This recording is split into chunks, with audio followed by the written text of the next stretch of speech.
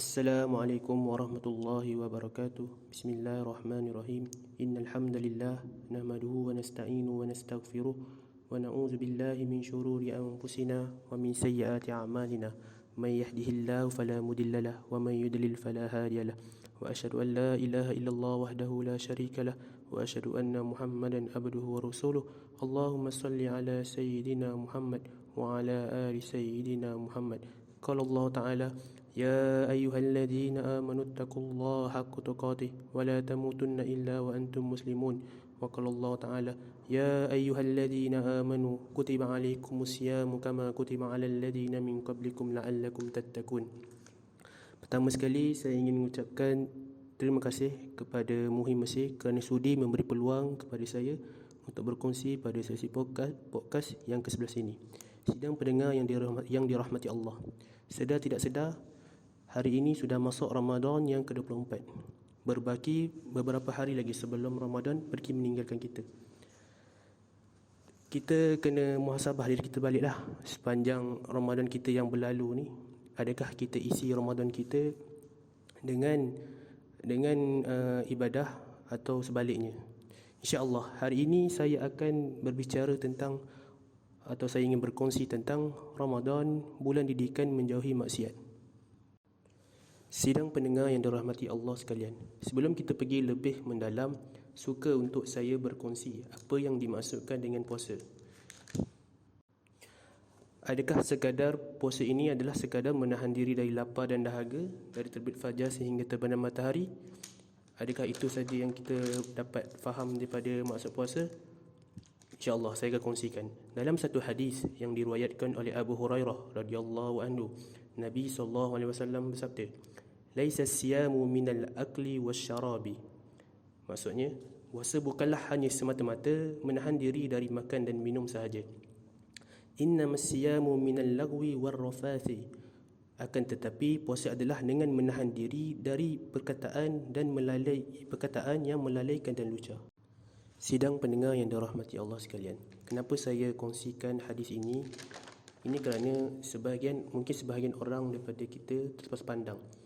Mereka hanya berpuasa, tapi mereka tidak menjaga lisan mereka. Mereka mengumpat, mereka mencaci, mereka berkata perkara-perkara yang keji.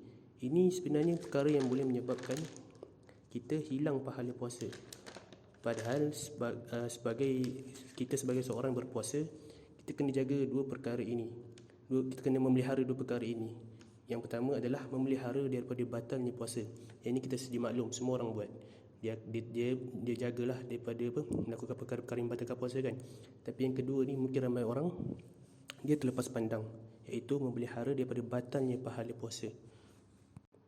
Seterusnya, bila kita juga biasa dengar bila masuk sahaja bulan Ramadan, pahala ibadah yang kita lakukan secara umumnya dilipat gandakan pada bulan tersebut.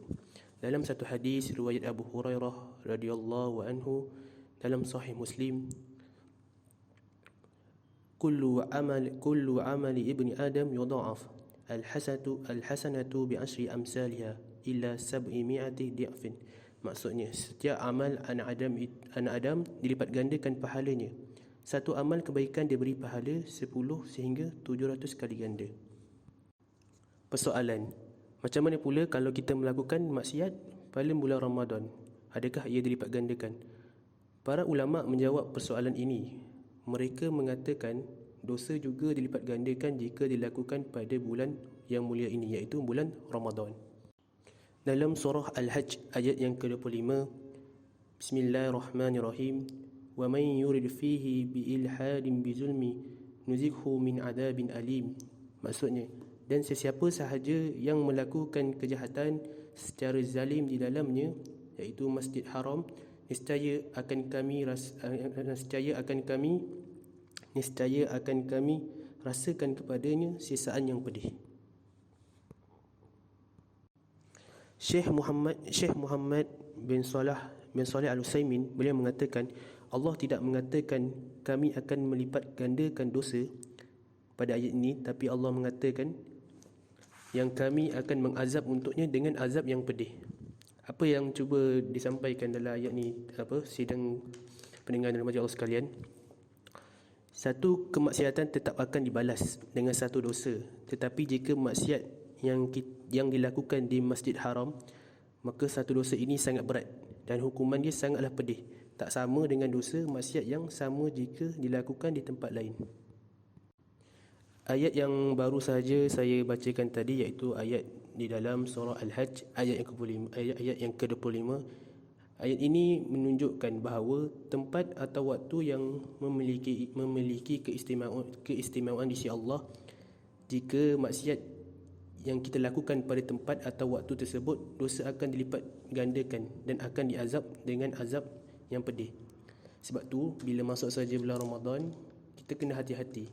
Yang kita rasa, yang kita sangka dengan amalan kebaikan yang kita buat saja akan dilipat gandakan, tetapi dosa yang kita buat pun akan digandakan. So kita kena berhati-hati. Akhir sekali adalah dengan kita berusaha untuk memperbanyakkan amal ibadah dan meninggalkan maksiat pada bulan Ramadan, seperti mana yang dilakukan oleh Nabi SAW dan para salafus salih. Diriwayatkan Al-Imam Malik, iaitu penulis kitab Muwatta, bila masuk sahaja bulan Ramadan, beliau akan berhenti mengajar hadis di Masjid Nabi untuk memberi fokus kepada Al-Quran. Itu juga diriwayatkan Al-Imam Bukhari, beliau mengkhatamkan Al-Quran setiap hari 1 kali khatam pada bulan Ramadan. Seterusnya Imam Syafi'i pula diriwayatkan beliau khatam 2 kali sehari pada bulan Ramadan. So kalau kita kira Imam Syafi'i ni 2 kali sehari, sebulan kita puasa 30 kali 2, jadi Imam Syafi'i ni dia khatam 60 kali Al-Quran pada bulan Ramadan. Apa lagi ibadah-ibadah yang kita boleh lakukan sepanjang bulan Ramadan selain daripada kita membaca Al-Quran, mengkhatamkan Al-Quran, iaitu adalah dengan memperbanyak kesedekah pada bulan Ramadan. Kita sedia maklum besar pahala bersedekah. Ini kan pula bila kita bersedekah di bulan Ramadan. Dalam surah Al-Hadid ayat 18, Bismillahirrahmanirrahim, Innal musaddiqina wal musaddiqat wa aqradullaha qardan hasana yudha'afu lahum wa lahum ajrun karim. Maksudnya, sesungguhnya orang-orang yang bersedekah, baik laki-laki maupun perempuan, dan meminjamkan kepada Allah pinjaman yang baik, niscaya akan dilipat gandakan ganjarannya kepada mereka dan bagi mereka pahala yang banyak. Sidang pendengar yang dirahmati Allah sekalian, kita sedia maklum besar pahala orang yang bersedekah, lagi-lagi bila bulan Ramadan. Kita boleh tengok suri teladan kita, iaitu Nabi Muhammad SAW, orang yang paling dermawan, lebih-lebih lagi bila masuk bulan Ramadan. Dalam satu hadis yang diriwayatkan oleh Ibn Abbas, kana Rasulullah SAW ajwadan nas wa kana ajwada ma yakunu fi Ramadan. Maksudnya, Rasulullah SAW adalah orang yang paling dermawan, dan baginda lebih dermawan pada bulan Ramadan. Sidang pendengar yang dirahmati Allah, sedekah ni yang seperti yang kita tahu ada banyak jenis. Bukan semata-mata dengan kita memberi duit, tapi dengan memberi makan orang berpuasa juga dikira sedekah. Itu juga dengan yang paling mudah lah kalau kita nak buat, kita tak ada duit, dengan kita senyum. Senyum pun adalah sedekah. Akhir sekali daripada saya mengajak sidang pendengar, sahabat-sahabat yang dirahmati Allah sekalian, untuk kita bersama-sama memperbanyakkan amal ibadah untuk hari-hari yang berbaki sebelum Ramadan pergi meninggalkan kita. Untuk mereka yang mengisi Ramadan mereka yang lepas dengan amal ibadah, Alhamdulillah, teruskan momentum tersebut. Dan untuk mereka pula yang baru nak mula, jangan pernah rasa dah terlambat. Kita masih ada berbaki beberapa hari Ramadan sebelum Ramadan pergi meninggalkan kita. Kita kena usaha lebih sikit, InsyaAllah. Tak ada apa yang kita harapkan, melainkan semoga Allah menerima amalan kita. dan memasukkan kita ke syurganya. InsyaAllah, semoga kita bersama-sama mendapat ganjaran pahala di sisinya. Saya rasa cukup sekadar itu saja perkongsian daripada saya. Apa yang baik itu datang dari Allah, yang buruk itu dan yang silap itu datang daripada diri saya. Saya mohon maaf kalau ada sebarang salah silap sepanjang penyampaian saya ini. Boleh tegur atau boleh tegur atau boleh komen di bawah.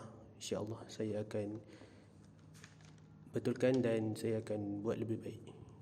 Assalamualaikum warahmatullahi wabarakatuh.